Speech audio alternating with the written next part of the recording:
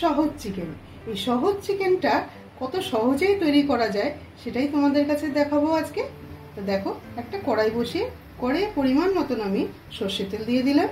বড় বড় করে কয়েক পিস আলু কেটে নিয়েছি, আলুগুলো আমি লাল লাল করে ভেজে নেব।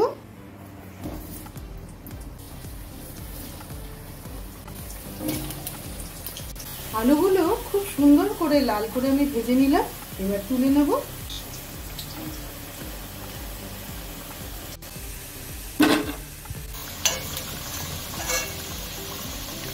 তেলটা গরম হয়ে গেলে এর মধ্যে একদম অল্প পরিমাণে কয়েকটা চিনির দানা দিয়ে দেবো। মাংস রান্না করার আগে থেকে যদি তোমরা অল্প পরিমাণে চিনি দিয়ে দাও তাহলে মাংসের কালারটাও খুব সুন্দর হবে আর টেস্টটাও খুব সুন্দর হবে। এখানে দিয়ে দেবো একটা শুকনো লঙ্কা ও কিছু গোটা গরম মশলা ফোড়ন, আর দিয়ে দেবো পেঁয়াজ কুচি। এখানে আমি 5টা পেঁয়াজ একদম কুচিয়ে কেটে নিয়েছি।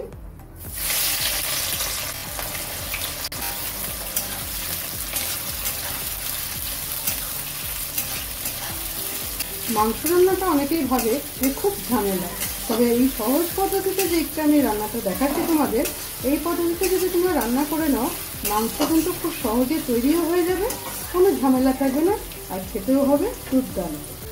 পেঁয়াজটা হালকা করে লাল করে ভেজে নিলাম। এবার একে একে বাকি মশলাগুলো আমি এড করে দেবো।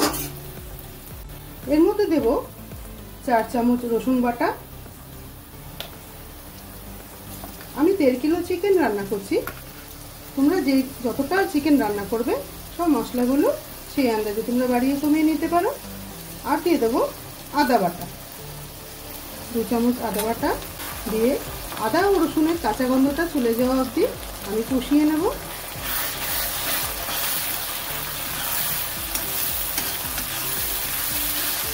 এবার বাকি মশলাগুলো এর মধ্যে দিয়ে দেবো।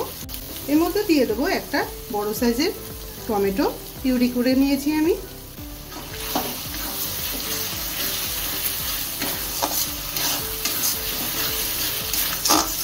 এবার দিয়ে দেবো স্বাদ মতো নুন, হলুদ গুঁড়ো, কাশ্মীরি লাল লঙ্কার গুঁড়ো 2 চামচ দিলাম, আর দেবো লাল লঙ্কার গুঁড়ো। ঝালটা তোমরা যে যেমন খাও সেই অনুপাতে তোমরা দিও। আমি 3 চামচ দিয়ে দিলাম। সবকটা উপকরণের সঙ্গে মিশিয়ে আরও একবার ভালো করে কষিয়ে নেব।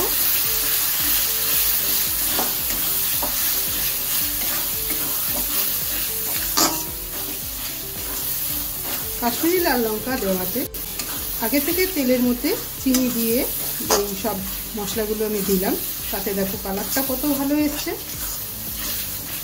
সব মশলাগুলো ভালো করে কষিয়ে নিলাম। এবার ধুয়ে রাখা চিকেনগুলো এর মধ্যে দিয়ে দেবো।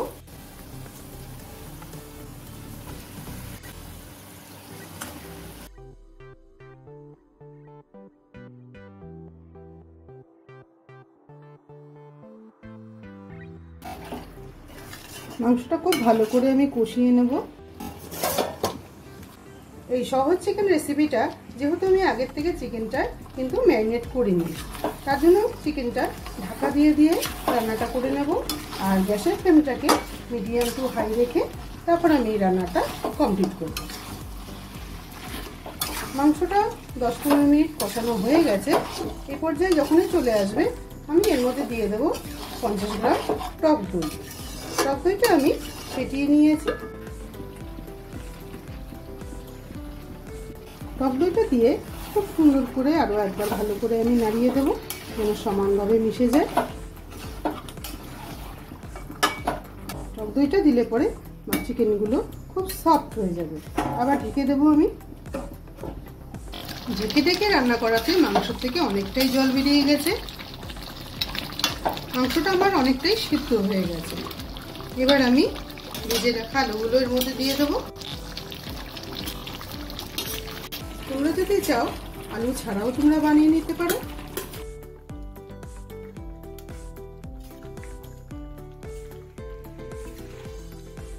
এখানে আমি একটা বাটির মধ্যে অল্প পরিমাণে জল দিয়ে 2টো তেজপাতা দিয়ে গরম করে নিলাম।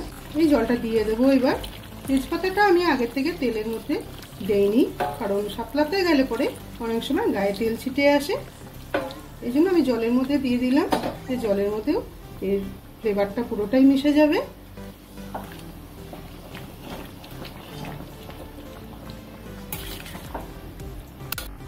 ফুটে গেলে কয়েকটা কাঁচা পাকা লঙ্কা দিয়ে দেবো ঝোলের মধ্যে। মাংসটা রান্না হয়ে গেছে, দেখো কতটা সুন্দর হয়েছে, হাড়ের থেকে মাংসটা ছেড়ে ছেড়ে আসছে। আমি কিন্তু ম্যারিনেট ছাড়াই দেখলে তোমরা রান্নাটা কমপ্লিট করলাম। আমি যেই পদ্ধতিতে দেখালাম সেই পদ্ধতিতে করে নিও, সহজ মাংস খুব তাড়াতাড়ি রান্না হয়ে যাবে। এবার আমি নামাবার আগে দিয়ে দেবো হোমমেড গরম মশলার গুঁড়ো। বন্ধুরা, রান্নাটি কেমন লাগলো অবশ্যই আমাকে একটা কমেন্ট করে জানিও।